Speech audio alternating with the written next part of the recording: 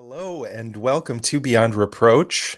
This is Tux Lurzel. And Stephanie Domingo. I am coming to you from Bushwick, Brooklyn, where I am recording on land belonging to the Lenape Nation. And I come to you from North Canton, Ohio, where I'm recording on land belonging to the Kaskaskia Nation. These are some nations of many that are still very much out here doing their thing, and we would like to acknowledge that. Yes. I like that word. Yeah, it doesn't roll off the tongue, but I like the way it flows. Yeah, it's fun to say. Yes. So as you probably know by now, Beyond Reproach is the show about scandals and scandalousness in American politics and government. And as usual, we be drinking and we be swearing. Yep. As you can tell, we are recording remotely today. So we're drinking from different places, but we're drinking the same thing. Today, we are drinking a cocktail called a Rob Roy.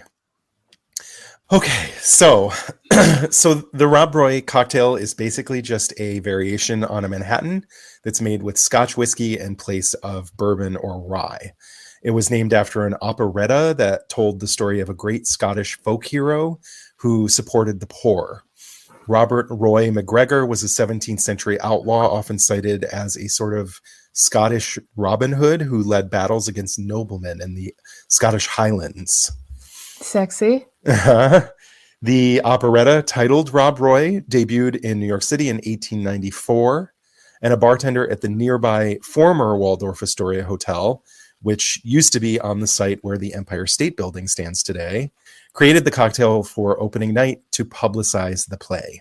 Okay. Apparently that was like a thing that people used to do in New York, was like they would come up with a new cocktail for when new plays were coming out as like, like publicity. Yeah, I was reading that was like common. Some cocktail historians, however, claim that the Rob Roy was actually invented at another luxury hotel, the Fifth Avenue Hotel down by Madison Square, that same night, opening night of the play. But in recent years, cocktail historian David Wondrich has found evidence that a bartender named Henry A. Orfel actually created the Rob Roy while working in Hoboken, New Jersey around 1895. A blended Scotch whiskey salesman came in wanting a Manhattan, but according to his own company's policy, he wasn't allowed to drink anything not containing his own whiskey. Ha! Yeah. So Orfel's solution was to swap in 2 ounces of Scotch alongside the sweet vermouth and Angostura bitters.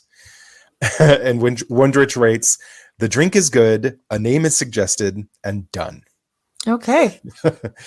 Essentially, it's a Manhattan for Scotch lovers. And it never really became quite as popular as the Manhattan, but it was very popular enough to make it into cocktail recipe books for decades to come.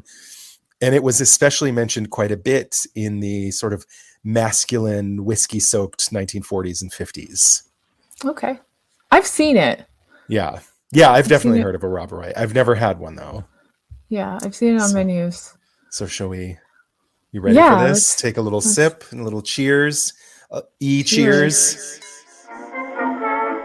When I was a kid at school learning the golden rule, teacher often used to say, if you don't tell a lie, there's not a reason why you can't be like Washington someday. How could Washington be a married man and never tell a lie?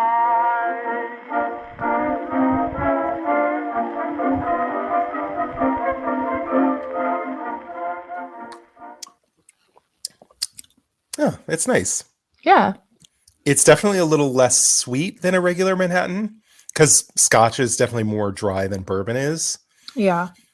It's really nice. Yeah. I was worried it was going to be super smoky. Yeah, blended Scotch, there's a little smokiness to it, but like it's not like super peaty the way like single malts usually are. So I got a single malt. Oh, did you? And it's still not that smoky? No, it's smoky, but it's not overwhelmingly. Yeah, I don't think when I sent you the recipe I specified blended Scotch, but when I was doing, had I known, research, I would have gotten that because it was definitely cheaper. Yeah, totally. Yeah, I'm like, I guess I'll have the smallest bottle of Glenfiddich, please. Yeah, it's very tasty though. I mean, if you're a whiskey drinker, especially a scotch drinker, you're gonna like this. Yeah, there's an afterburn with it. Oh, like for an sure. aftertaste. Yeah, it's definitely of the scotch. strong. Yeah. Yeah. But yeah, that's the cocktail. Okay. The old Rob Roy. It's so rare that there's a story you tell the history in such a snappy fashion. Mm-hmm. Usually there's lots of lies and drunken people telling tales. I know. It's like, wait, you're done? Both of my cocktails this month are going to be shorter stories. It's very rare for me. Yeah. I'm like, wait, it's my turn. That's it? Yeah. What? I'm not ready. I'm going to have a little sip. Yeah, take another sipsy. Loosen your jaw gums. Your cocktail looks so much better than mine. Yeah, mine's in a cute little Nick and Nora glass.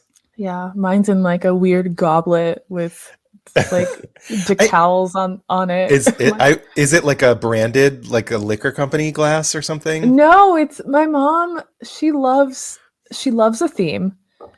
Our kitchen has the wallpaper has this I guess it's mostly fruit. It's like fruit and flowers patterns. So this has like little, I don't know if you can see, little grapes. And leaves. Okay, cute. Yeah, she's I love that. Rosie loves a theme, as you can tell from my surroundings. Most moms did in that era. My mom was really into my mom went through a few different ones for our kitchen. There was a while where we had like geese or something, or ducks. Oh, okay, and then that's cute. Yeah, then she went through like a weird cow phase where everything was like cow print and cow.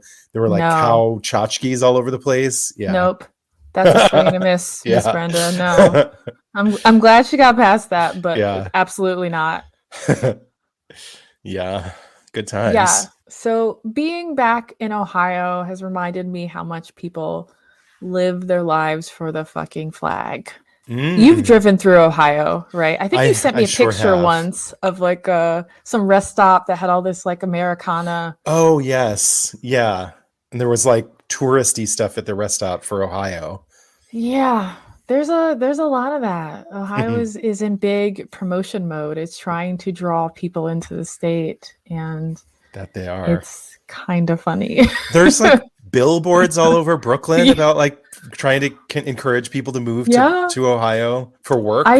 On my favorite podcast, I listened to not one but two different promotions for the state of Ohio in just one episode. It was outrageous.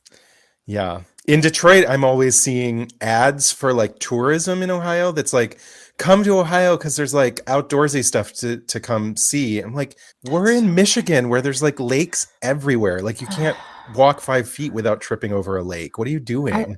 I don't know who is running their marketing campaign. It's not the way. Yeah. So we are a very flag-centric nation. There are flags on government buildings, which makes sense. Yes. Government buildings. That does make sense. I don't know, landmarks, but to have flags on like a car dealership, why? Yeah. I don't get it. There are flags outside of every school and in every classroom. Flags feel really foundational, but that wasn't always the case. I'm curious, were you required to pledge allegiance to the flag every morning like I had to in school? Yeah. I mean, I don't know if it was like mandatory, but it wasn't mandatory. I mean, like it was just everybody just did it. It never even occurred to me to try not to. Same. So yeah. Same. Yeah. It was like, this is what we've done since we've been in school. Like I did this shit in kindergarten. Exactly. Yeah. So now it like, if I feel like there are people who are like, no, I'm not going to do that.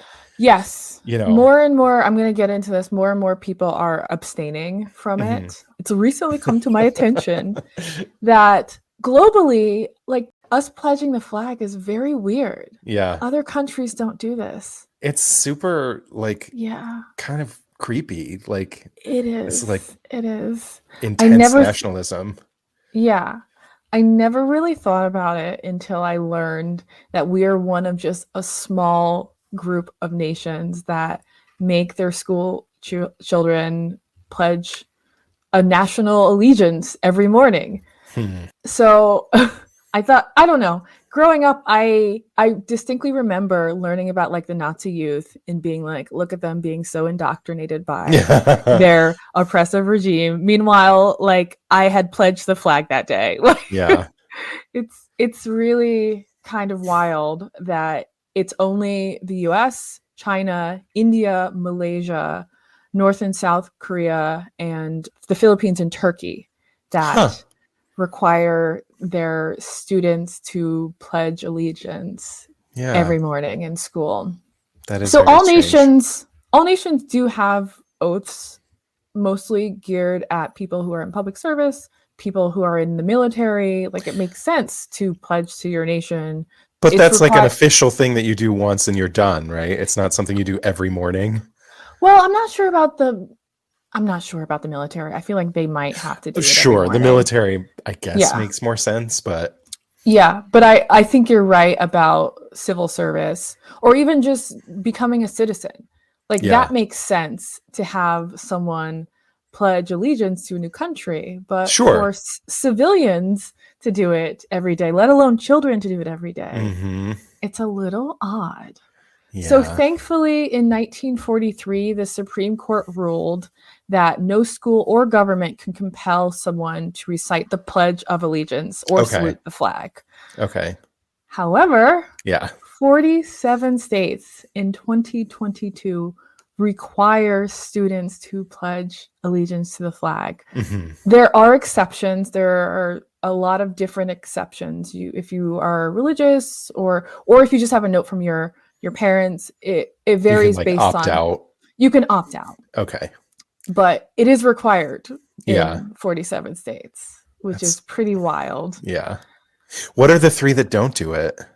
Oh. I've stumped ya. Gotcha. Yeah. It's like weird. It's like Wyoming and shit. It's like a really weird. I know Wyoming is one of them. Okay. But I don't remember the other ones. Interesting. Yeah. See you, Wyoming. So it turns out this all started with Chicago's First World Fair in 1893. It was the largest World Fair at the time, and it was held to celebrate the 400th anniversary of Guess Who? Oh fuck! No. Yes. not this dizzy bitch again. I know. So I was not meaning to do this. Number one, I didn't know these stories were related. Yeah. I was not meaning to do this scandal now. I was going to do it later. I thought we were done with her. I know. I had no clue that she was in this. I'm disgusted, but it's actually kind of fitting. Like, of course, everything bad has to do with this bitch. Colombo. So, Colombo.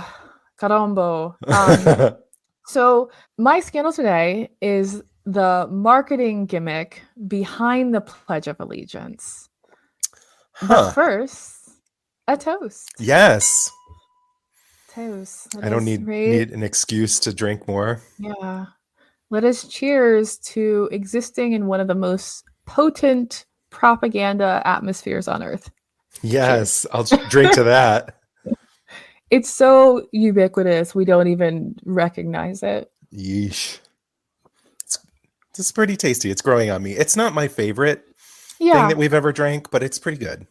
It tastes familiar. It tastes like a Manhattan. Totally. Yeah. So, okay. It is worth noting that the first Pledge of Allegiance was written in 1887 by a Civil War vet named George Balch. It was created in response to the Civil War to educate children on the notion of us being a united country, which made all the sense in the world. I understand why they did this back then. Yes.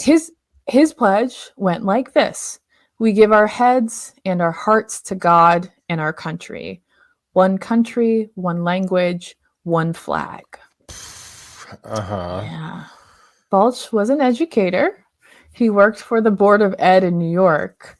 He believed in teaching children, especially immigrant children, wink, loyalty to the U.S. And English language. Yeah. I definitely did not like that one language situation. Right? Yeah.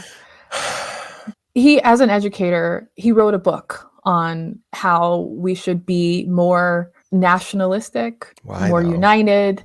Well, I get that it was this after the Civil War, and yeah. I mean, look where it's gotten us, though. He didn't know.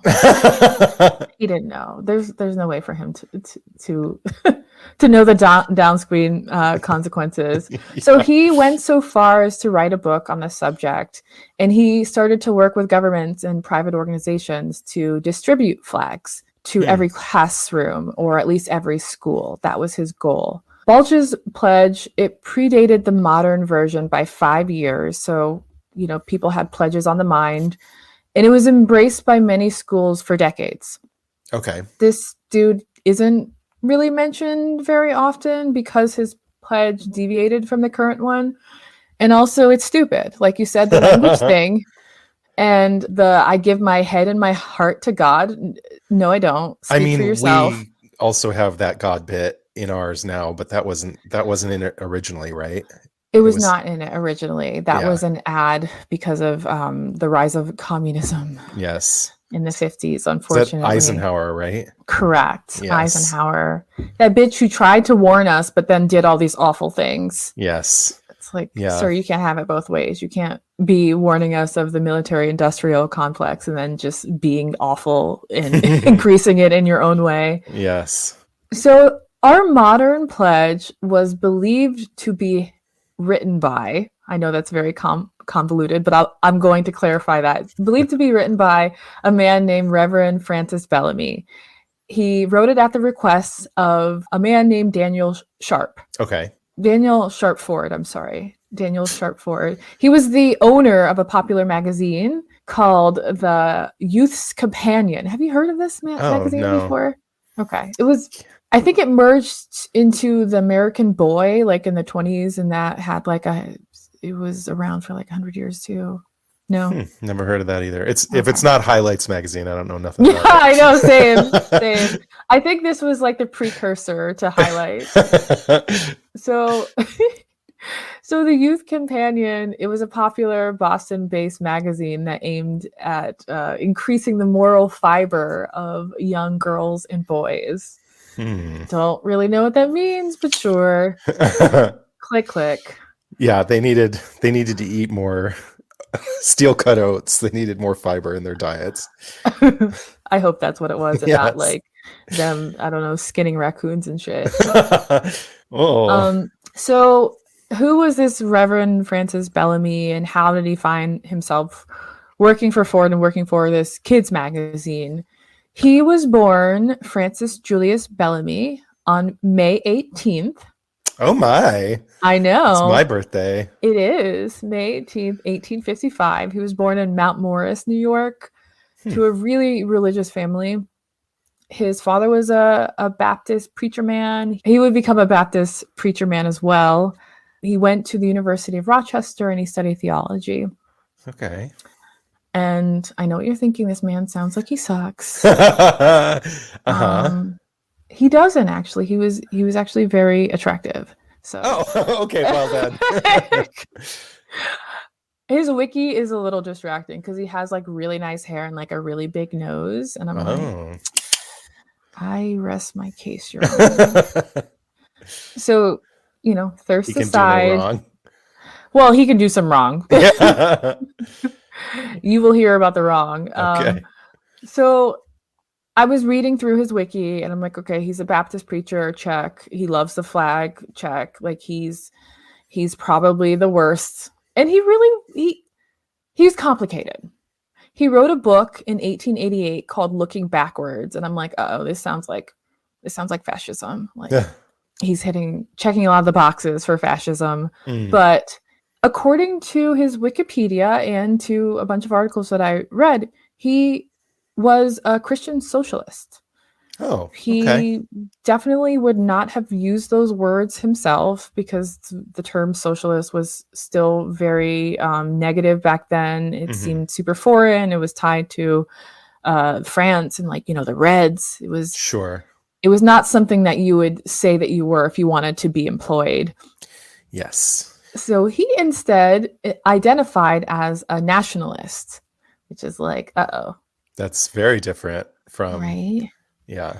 By that, he meant that government nationalizes all the industries and uses the money to correct social ills. Oh my, okay. Right? Yeah, that's A, not a nationalist, and B, that's communism. Totally. Yeah. Totally. In the book that I mentioned, Looking Backward, again, sounds like Fascism 101. Mm-hmm. It's a futuristic novel that's an indictment of capitalism in 1888. Okay, sir. Yeah. It's that May 18th birthday that really truly it revolutionized him. Yes. Not revolutionized him, what's the word? Radicalized him. Yes, there we go. You have a radical birthday. Radical. So totally radical. He can't say radical. I say radical. That's my thing that I say. I love Milhouse. Oh, a gift. So this book that he wrote in 1888, it's a futuristic novel depicting a utopia in the year 2000.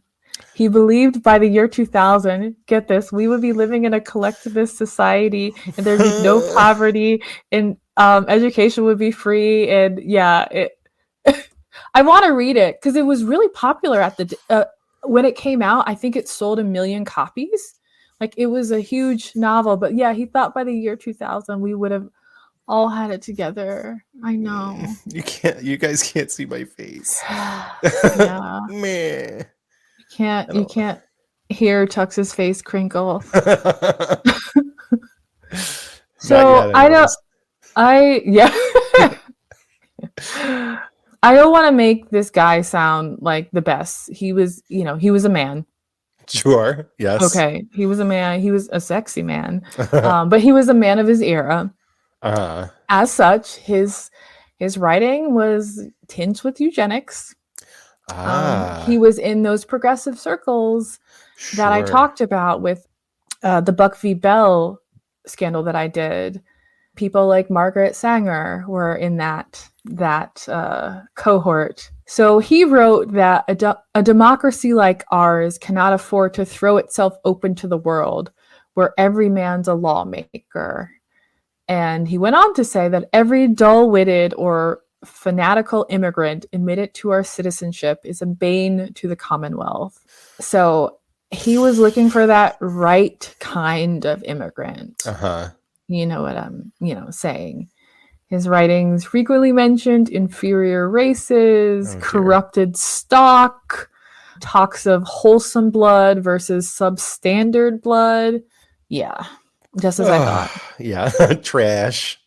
Yeah, so I think here is a good spot for a little break, Sipu. Yeah, I need to regroup. I need to collect myself. Just hearing about this man has taken me on a complete journey. Yeah, he was a man of contradictions. Yes. Like I went on many journeys with him. I've just been sitting here going on a face journey. Yeah. Okay. I guess we'll be right back. Yeah, BRB.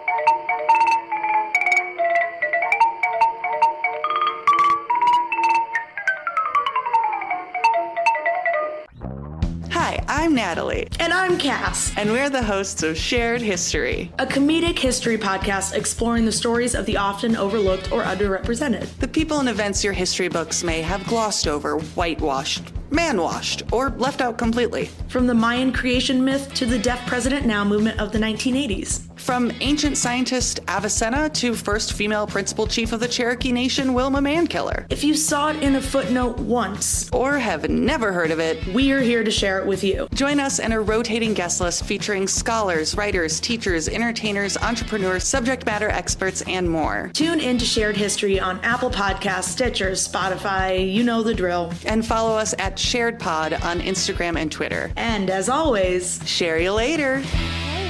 We're back. That we are. With some fresh cocktails. Mm-hmm. Old Robert Roy over here is doing us right. The Scottish. Not his whole government. Robert. It was, what was it? Roy McGregor, I think. Yeah.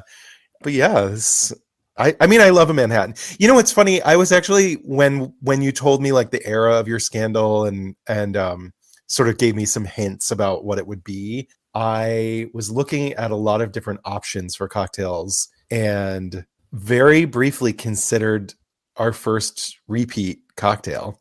Oh, what were you thinking about? I was thinking about doing an old fashioned or a Manhattan, because I felt like they were like popular in all these different eras and also like super like sort of quintessentially American cocktails. Yeah, there's so many cocktails out there. That's I don't think we need to repeat. No, I know. And I did find one eventually, but I was having, it's been it was a really stressful week. So I was like, I don't have time to really dig in the way that I usually do.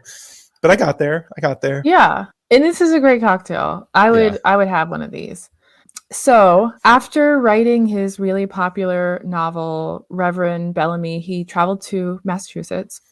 In 1891, the good Reverend got a job. He accepted an offer at the Youth's Companion. So just a little bit of background on the Youth's Companion.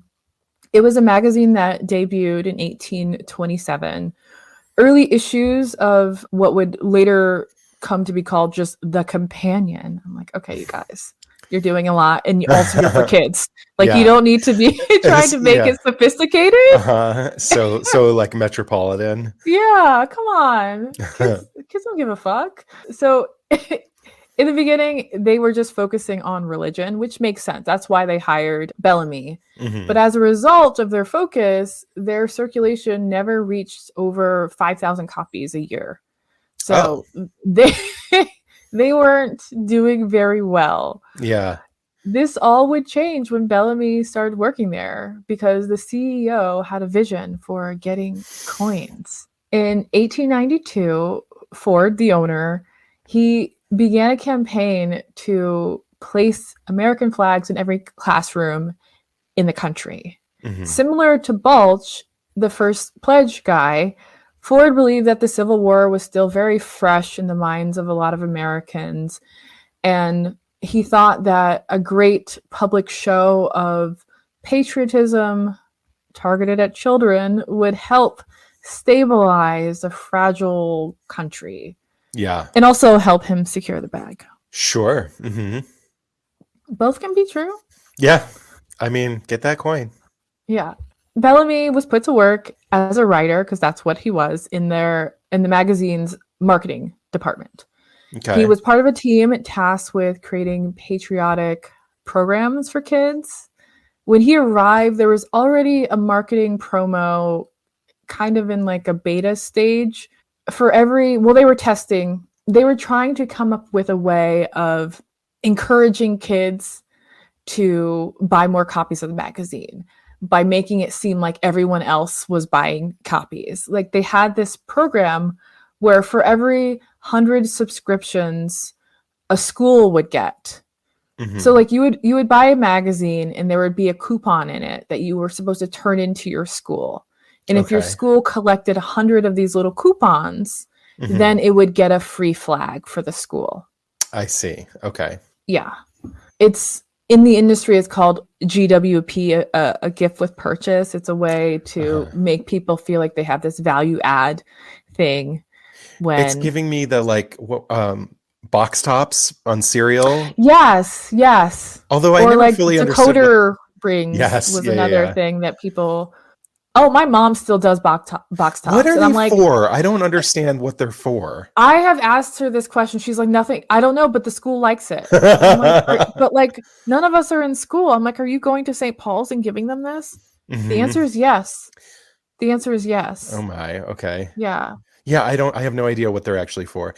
I also, do you remember that there was a time where people would like take the tab off the top of the soda can and collect them? I don't know. But we did it. But who would collect in the school? My grandmother. Okay. I guess for the school. I don't remember. I don't know. The box tops definitely went to the school. Yeah. And I don't know why. And like, I don't know. I need to look into this. Mhm. Maybe this is a mini topic. I know, yeah. Like, what the hell were they doing with those box tops? Yeah. We have a mini and I'm just interviewing my mom. Oh my God. Yes, please. Oh my God, my mom is hilarious. Anyways, so everyone knows that I'm home in Ohio right now, and our floors are really, really thin. And I like heard her laughing earlier today, and I'm like, "What's going on down there?" She just texted me back, "I'm having fun." Okay. Amazing. Okay, back to the story. So yes, they had this promotion where 100 little tickets or coupons would get a school a flag. And this program did amazingly well, like amazingly well. In a year's time, it was estimated that 30,000 flags have been purchased for schools, meaning that 3 million children had bought their little companion. Holy shit. Yeah, up from 5,000. Yeah, so they're doing to really, get a really flag. Well. Yeah. I mean, it was something, you know. Sure. Kids yeah. don't know. They're if all their little friends are getting their little coupons, they you know, they want it too. And these magazines were only 10 cents. Okay. So yeah, this program is doing really well. Educational papers were starting to talk about the movement. Teachers were talking about it at conventions, like, oh, you know, did your school get a flag? Oh, my school got a flag. It became this thing that was a huge hit. But the publisher wanted to go even further. With the anniversary, with the 400th year anniversary of the discovery of America, with that being the theme for the Chicago World Fair, Ford sought to align his magazine's drive, his like flag drive, with this celebration. He's like, is there a way for it to be linked? Like, can we get some promo action? The magazine called for a national public school celebration for Columbus Day. They wanted every kid on that day to, you know, have their flag because, you know, they bought 100 copies and they wanted them to recite a pledge. So they wanted this whole ritual to happen. Sure. So a flag salute was supposed to be part of this official program and assign the task of coming up with a short phrase or just, you know, like a poem basically that could be read when children were, I guess, looking at the flag. Okay. They were still, you know, figuring it out. They didn't really like Balch's pledge. They're like, okay, this is not the tone we want. It's not really for kids. Like kids, you know, don't really care about God and language this dude did. Like we need to find something that's updated, but like simple enough for children. So the pledge that Bellamy wrote, it was published in the September 8th issue of the magazine, and it was immediately put to use in the campaign. Bellamy was put in charge of the operation. He was a popular author, so just his name alone could open a lot of doors. He was able to get meetings with school superintendents, with government officials, and eventually he met with the president. He met with Benjamin Harrison, and he filled him in about this flag thing they had going and what they wanted. You know, they pitched their program, their vision for school children on, you know, what would eventually become Columbus Day. And Harrison agreed, and he declared Wednesday, October 12th to be Columbus Day. And he made the Youth's Companion an official program for universal use in all schools. So schools were now being given copies. I don't think they were given flags. I think they would have to get their own flags, but it was coming from the president. So people bought their flags to be ready for this event. So flash forward to today. Earlier this year, a tweet surfaced. This was just in March. A tweet surfaced with evidence that the Youth's Companion may have nicked the pledge from a child's entry into a patriotic competition 2 years earlier. Oh my God. Yeah. They stole the pledge from a child. That's unbelievable. Oh my God. Yeah. So a lot of my sources didn't have this new information. So I'm like, I'm going to save towards the end because this is like really salacious and delicious. Yeah. So there's this popular, he's like a contributor to the Oxford English Dictionary, a man named Barry Popick. He had the receipts. He tweeted his receipts and everyone's just like, wait, what? Oh my So God. he found a clipping from May of 1892. So the issue that had the pledge was in September. So this is in May. He found a newspaper clipping from Hays, Kansas, of a school's flag raising ceremony that mentioned an almost identical pledge. The 13-year-old Kansas schoolboy who wrote it, his last name was Bellamy. His name was Frank Bellamy. Weird. Creepy, right? Yeah. I'm like, oh my God, the simulation was breaking back then? Yeah. This is crazy. So this competition, the competition happened before Bellamy started working there, but the magazine just kept all of the entries.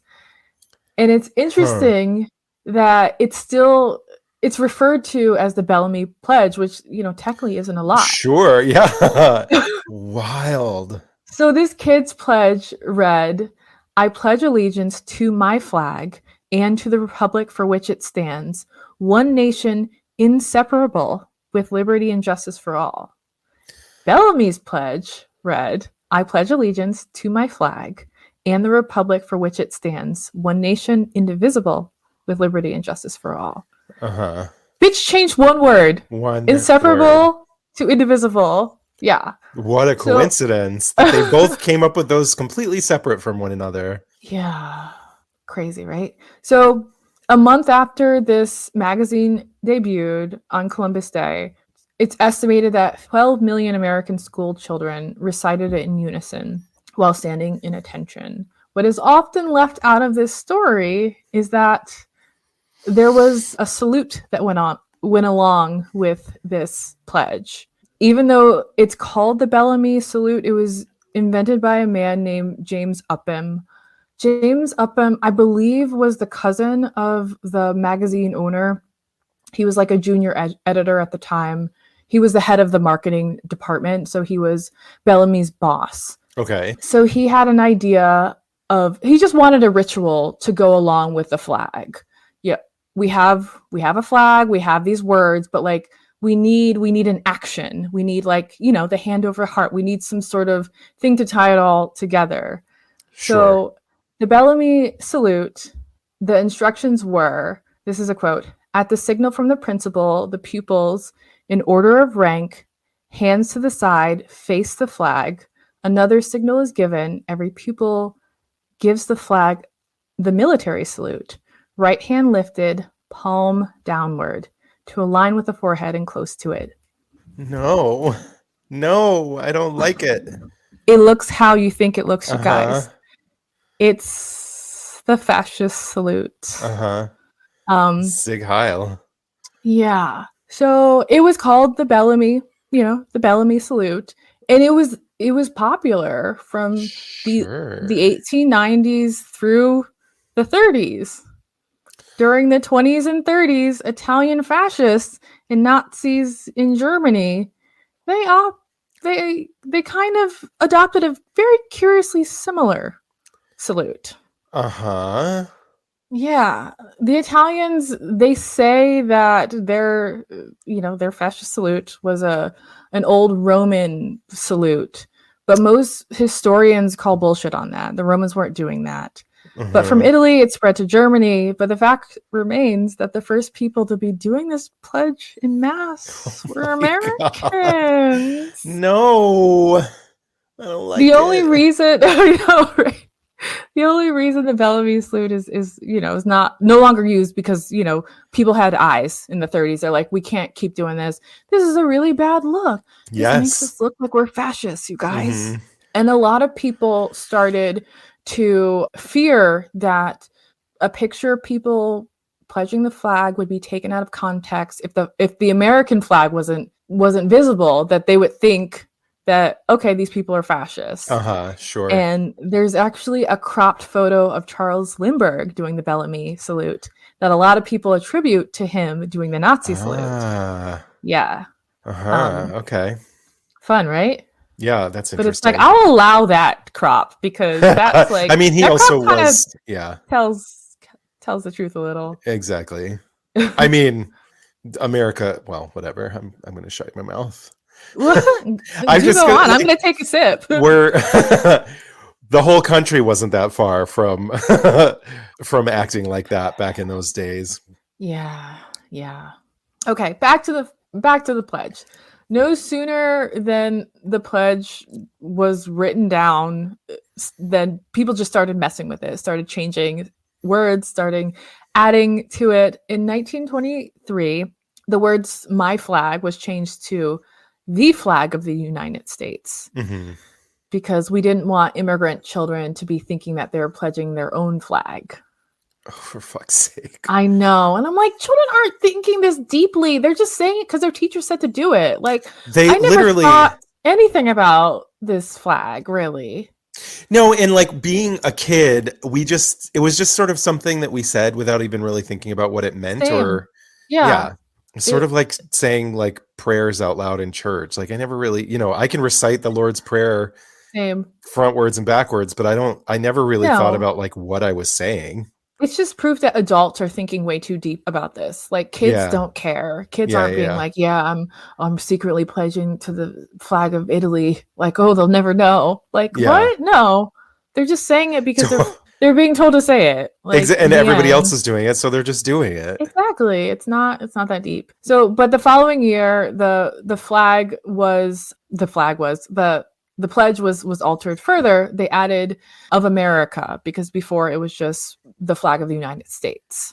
So it's now we're up to the pledging allegiance to the flag of the United States of America. Okay. Which just sidebar, isn't it weird that we pledge a flag and not the country itself? Yeah. I mean, also like what other United States were we talking about here that we had to clarify the United States of America? Again. Adults are being really stupid with this one. Yeah, there's no other United States at that point. And even now, like what? Yeah. Come on.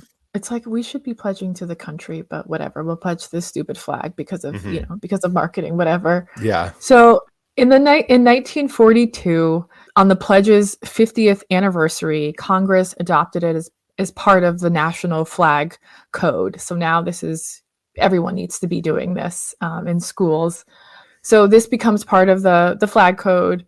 In the same flag code, they get rid of the Bellamy salute and they replace it with everyone is supposed to, instead of raising their right hand, palm facing forward, that you should put your right hand over your heart, other hand to the side. Aww. That's now the official, yes. All is the right response. So a decade later, Congress approved the addition of "under God" within the phrase "one nation indivisible." What year again? 52. 52. Okay. Yeah, that tracks. Eisenhower. Yeah. I might do a mini episode around some of the legal battles around that addition. Sure. Because I think it was the Jehovah's Witness people were the first people to say, like, no, we're not doing this. Our kids aren't doing this. Like, we're not. And they were the ones who were really pushing for exemptions, and they got it passed pretty quickly. In the end, Bellamy went on to work as an advertising executive. I mean, he was very good at it. He wrote extensively about the pledge later in his years, but there was nothing in his writing to suggest that he ever considered adding God to the pledge that he stole from that boy. Yeah. And he was a reverend. So what is everyone else's excuse? Because, communism, etc. It's really dumb. That's around the same time that we added "In God We Trust" to our money, too, because that didn't used to be on our money either. Yeah. Yeah, we added that later. Yeah, communists are atheists. They're going to take over. Yeah. The reason why we have flags are because this one magazine's numbers were down and they needed. That's so funny. Right? Isn't it so good? God. I always thought the reason we had flags in schools was some government initiative, but no, it was private business. History is so fucking weird sometimes. Like, right? That the idea of the like butterfly effect it seems so ridiculous when you try and think of it like the beginning of it. But something like this, that's like so weird and small and insignificant, having such a huge impact on like millions of people's lives for a century to come. This magazine is why we are obsessed with flags. It's nuts. This one little magazine for children. Yeah. Like when I found this story, so I learned about the Bellamy Pledge, and then I made a story around it. So I had no clue that this was all just marketing. That's so wild. Yeah. I don't know what I thought, but I was delighted when I started researching it because I'm like, this is a fun story. Mm-hmm. America, the United States of America. Don't you know? Not to be confused with those other United States. Yes. Not my flag, but the flag. Yes. I'll just stick with not my flag. Kids are just thinking about flags all day because that's what's going on in the streets.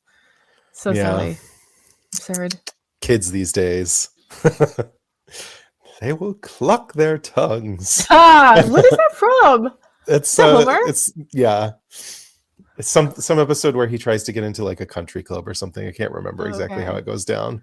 Yeah. I remember just a really long soliloquy. Yes. I don't know all the words to that one, unlike the so I tied an onion to my belt, which was the style at the time. That's it. Oh, I have a little tiny bit left of my cocktail. Let me do you? Oh, I done. Done. I'm gonna eat this cherry. Cherry's the best part. Yeah, I didn't have any cherries. Oh. I could have got cherries. I forgot. The like good ones are expensive, and then I think they did have them at the store, and I wasn't even thinking. But they're like $20 a jar for the Luxardos. Excuse me? Yeah. Oh, well, then I would not have bought them. Yeah. Yeah. No. Anyways, now our drinks are empty because I did it. I got there. Finally.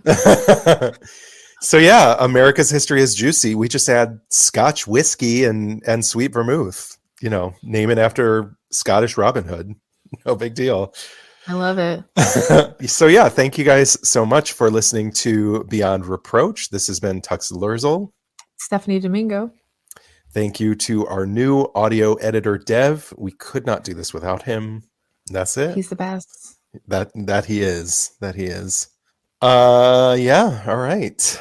Thanks, guys. Bye, y'all. Thanks for listening. Bye.